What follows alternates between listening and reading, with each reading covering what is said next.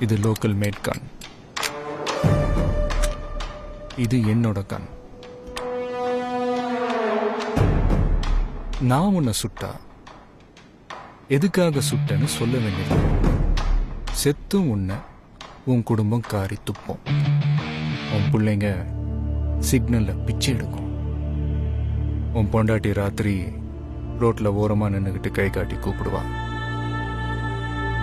இதுவே நீயே உன்னை சுட்டுக்கிட்டனா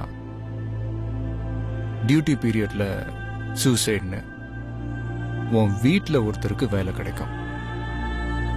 பிஎஃப் பணம் வரும், பென்ஷன் மாசம் தவறாம வரும். நீயே முடிவு பண்ணிக்க. அந்த கன் ஏதாவது என் பக்கம் திரும்பிச்சு நான் உன்னை சுட்டுருவேன்.